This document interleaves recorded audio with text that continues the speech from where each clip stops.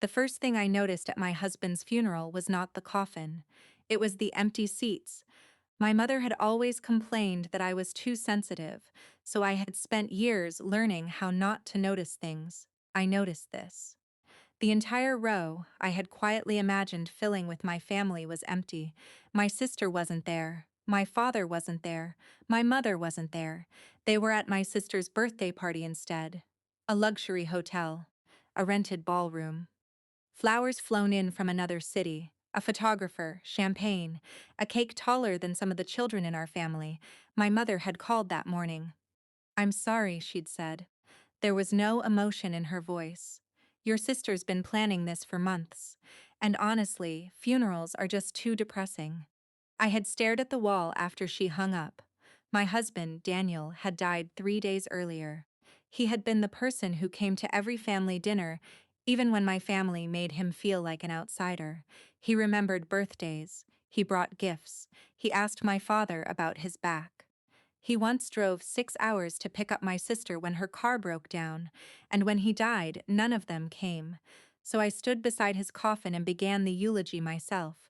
My voice shook at first, then it didn't.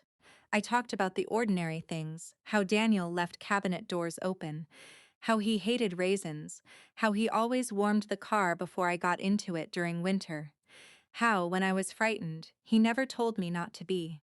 I had just reached the part about how safe he made me feel when my phone lit up once. Twice. Then. I glanced down. 44 missed calls, all from Mom. Underneath them was a message: "Call me now."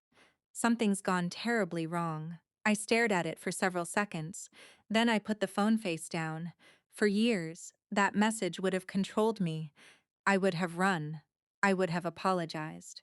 I would have fixed whatever had gone wrong, even if nobody had bothered to ask whether I was okay. But Daniel was lying 6 feet away from me. And for once, I had somewhere more important to be. I finished the eulogy. After the service, I walked outside alone. There were 12 messages waiting. My sister's birthday party had fallen apart. The hotel had discovered that a large payment connected to the event had been disputed. Vendors were demanding immediate confirmation. My mother had apparently given my sister access to an account that required my authorization, and then came the part that made me sit down on the church steps. They needed me to come there, immediately. My sister had been crying. My mother was furious. They said I was the only person who could straighten everything out. I looked at the messages. Then at the funeral home doors behind me. For a moment, I felt the old instinct rise. Go fix it. Be useful. Earn your place. Then I remembered the empty seats. I called my mother. She answered immediately.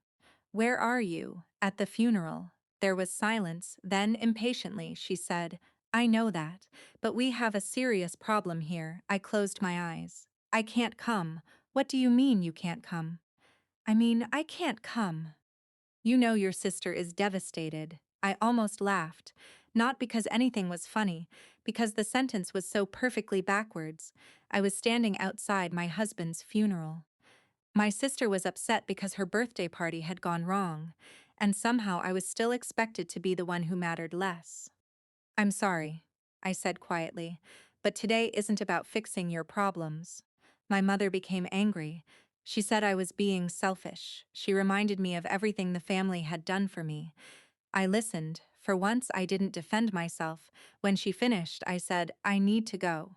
And I hung up. Nothing dramatic happened afterward. No one apologized. No one suddenly understood me. My sister's party was eventually canceled. The financial issue was handled by someone else. My mother stopped calling for several days. And when she finally did, she didn't ask about Daniel. She asked whether I had reconsidered. I hadn't. That night, I came home to a house that no longer sounded like him. His shoes were still beside the door. His coffee mug was beside the sink. His jacket was hanging where he always left it. I sat on the kitchen floor and cried. Not because my family had failed me. I already knew that. I cried because I finally understood how long I had been waiting for them to become people they had never promised to be. I had spent years mistaking availability for love. I thought if I showed up enough, forgave enough, helped enough, stayed quiet enough. Eventually, they would show up for me. Daniel had never made me earn his love. He had simply given it, and now he was gone. The next morning, I moved his coffee mug carefully to the shelf. Then I turned my phone off, not forever, just for the day. For the first time in my life, I wasn't waiting for my family to choose me. I was learning how to choose myself. And strangely, that didn't feel like revenge. It felt like grief finally telling the truth.